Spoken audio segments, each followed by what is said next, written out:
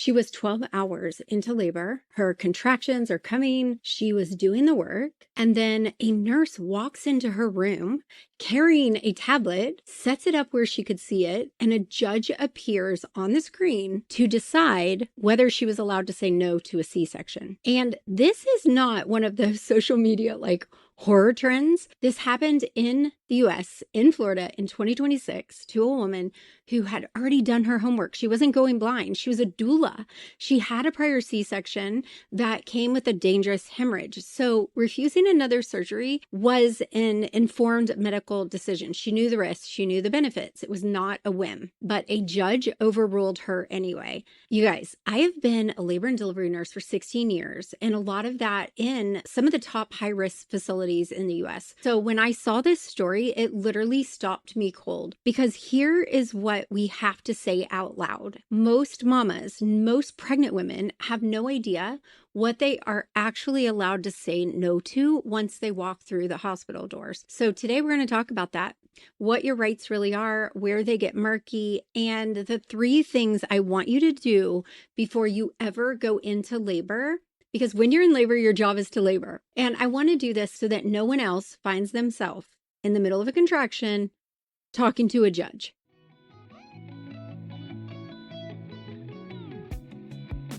First off, I'm Trish. So if you're new here, let me just tell you a little bit about myself. I am a 16-year high-risk labor and delivery nurse. I'm a birth educator. I have 7 children. I gave birth to 6 of them. And I'm your labor nurse bestie who is going to tell you stuff that maybe your providers won't tell you or don't have time in a 7-minute appointment. My whole thing is this.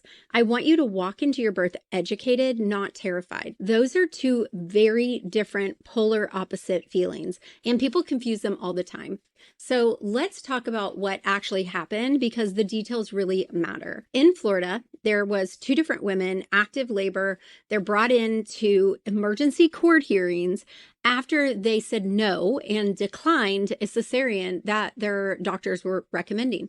One of them, like I said, was a birth professional herself with a real medical reason to avoid surgery. But the hospital goes to a judge.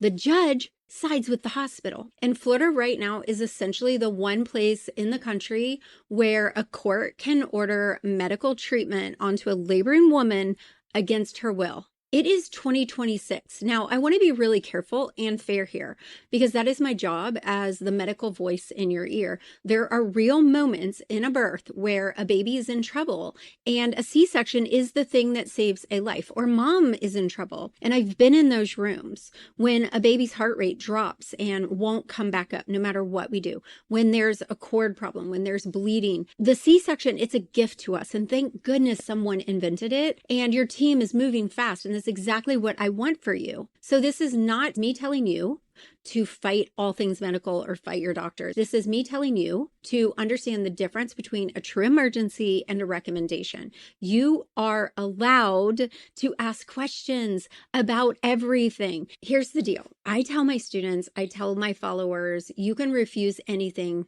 but should you? You should be educating yourself. You should be asking questions, because those also get blended together, sometimes on purpose, sometimes just because everyone's rushed and you're not going to get all the information you would, that you can, have that foundation beforehand. So the foundation, and I want you to hold on to this one tightly, in the vast majority of situations, you are the person who consents to or refuses what happens to your body. And that principle is called informed consent. And it's like little quieter twin is informed refusal, because you also get to have an informed refusal. You can say, yep, I have the information. I agree to that. You're allowed to ask, is my baby in danger right now? Do we have time to talk? And that single question is one of the most powerful things you can say in a hospital room. And almost nobody is taught to say, hey, are we in danger and can we wait? So let me give it to you straight, the way I would tell one of my mamas on a pregnancy hangout on a Wednesday inside our community. There is a difference between informed refusal and an unsafe one. An informed refusal sounds like, I understand what you're recommending, I understand the risk you're describing, and based on my history, on me and my baby, I'm choosing this other path and I want it documented. An unsafe refusal it might look like panic. It's shutting down. It's saying no to everything because you're scared and nobody explained it well to you. The first one protects you. The second one may end up hurting you or your baby. And I've seen it at bedside when a mom is refusing just because she can, but she doesn't understand. The whole point of preparing ahead of time is making sure you're capable of the first kind, even when you're in pain. So how did this happen? Or why did this happen to this woman in Florida if refusal is supposed to be part of her right? Because rights on paper and what happens in a tense room at 3 a.m. are not always the same thing. And the law is different depending on where you live. That gap between what you're technically entitled to and what actually gets honored is the gap that frustrates me and I want to close for you. And the way you close it is not by memorizing legal codes. It's by changing what you do before you step into the labor room, before your labor starts. And this is where I want to, talk about your birth map or your birth plan. A lot of people call it. You've heard me say it before, and I'll say it again because it matters more in this conversation than almost any other. I don't call it a birth plan. I call it a birth map. And the reason is exactly this story. A plan implies one route. And if anything goes sideways, the whole thing feels like it blew up. And now what? Now what am I going to do? A map is different. A map says, here's where we're going. Like, this is the destination. Here's where we are. But we can find different ways to get there. We're not going to cancel the trip, obviously. We're going to find another road to that same destination. Your destination is not only a healthy you and a healthy baby, because that's really important, but a birth that you get to participate in, that you have a voice in. And a birth map keeps you in the driver's seat, even when the route changes or the route changes. So here are 3 things I want you to do. And none of them require a law degree. Number 1, find out specifically what are the rules where you're giving birth, not the whole country, your state, your actual hospital. Ask your provider directly. If I decline a recommended intervention that's not a life or death emergency, how would the hospital handle this? How would you handle this? And watch their body language. Watch how they answer you while they give it. Body language tells you so much. This is one of the things I teach inside of my class that I feel separates me from most educators, is how to read the body language of the providers, the nurses, even your partners. Number 2, put your preferences and know your whys into your birth map in writing, and bring your why with you inside your brain, inside your partner, inside your team. Not, I refuse a C-section. It's, I want to avoid surgery unless it's a true emergency, and I want to discuss it with you first. Here's what I'd like to try before a C-section. When your refusal is tied to, an understanding, and they know that you're not just refusing to refuse, you're willing to collaborate. You just want to be in the driver's seat. That is not like, defiance, like being a bad girl. And y'all all know I struggled with like rule following and being the good girl. So my whole life I struggled with speaking up. No more. Your girl does not struggle with that anymore. And I don't want you to struggle with it, because your doctors, your nurses are going to go home. This is a job. They will clock out and go home. Now, do we carry your births with us? Yes, we do. Especially when something really amazing or really different or really terrible happens, we carry it with us too, because we love you. But it's still a job to us. This is your birth experience. And I want you to not refuse because you can. That's not smart. Refuse because you understand what, why, when. You know what it is, why it's used, and when it's appropriate. And also when it's not appropriate. And that frame will help you navigate all the decisions, whether you know the inside and the outside and all around it, right? You have a basic understanding. My students know what I know, and that's my goal. So that no one, schmoozes them or bamboozles them, or whatever the word I'm looking for, into a decision that they wouldn't have made normally. Your job during labor is to labor. Your partner also has to be on board with you. Okay, number 3, and this is the one a lot of people skip: do not walk in alone. Now, I've already kind of alluded to this, but you need someone whose entire job in that room is to be your voice and your support. In labor, you labor.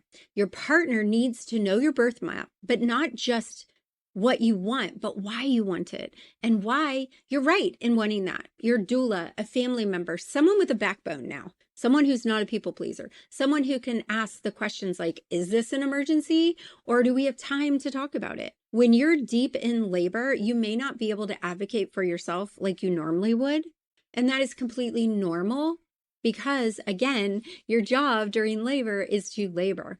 And that's exactly why this support person role exists, because they need to be there to help you. So let's go back to the story. This woman who was dragged into the hearings, she was a Black woman. And we cannot talk about birth rights in this country, honestly, without saying the truth. And that is Black women are far more likely to have their pain dismissed, their rights dismissed, their refusals overridden, and their outcomes have a worse outcome because of that. And if that's you, the advocacy piece is not optional. It is your armor. You need to bring documentation. You need to bring your person in. And you need to know that asking questions is your right. And you have to do it to stay safe. So here's what I want you guys to take from this episode. I don't want you walking into your hospital braced for a fight, treating your nurse like the enemy. The overwhelming majority of labor nurses are doing it because it's their calling, because they love it, because they love you, they love your baby, and they love your birth journey. Most births are not court cases,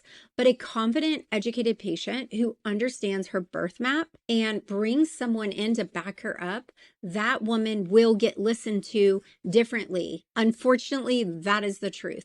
And I've watched it happen thousands of times. The prepared mama who's not coming in like this defiant little child, right? Because you're the queen. You get to have a voice. You're not scared. You're not combative. You're prepared. So I want each and every one of you guys to walk into your birth like the queen you are, knowing your rights, understanding the interventions, understanding your options, understanding what's happening inside your body and around it so that you can navigate this system, which unfortunately is geared more towards the hospital and the provider rights than yours. And we want to change that, but we want to change it in a way that stays changed.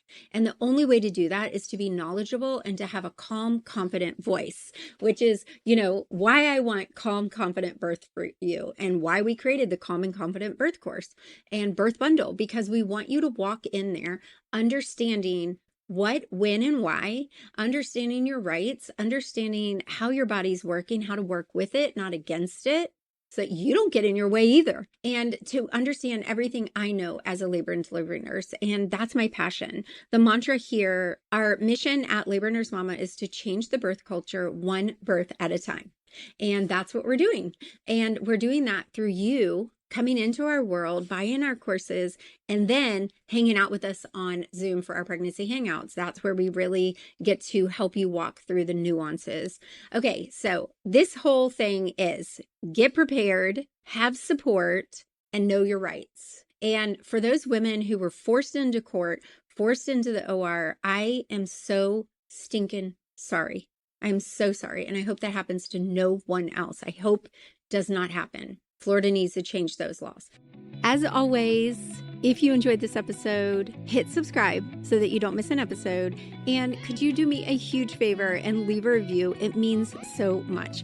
And if you're ready for a calm, confident birth, go to labornursemama.com/calm and join our Calm Birth Bundle, and you'll get access to me a couple times a month on Zoom. Okay, you guys, I love y'all so much. I hope you have the most amazing birth, postpartum, and parenting journey ever. I will see you guys again next Friday. Bye for now.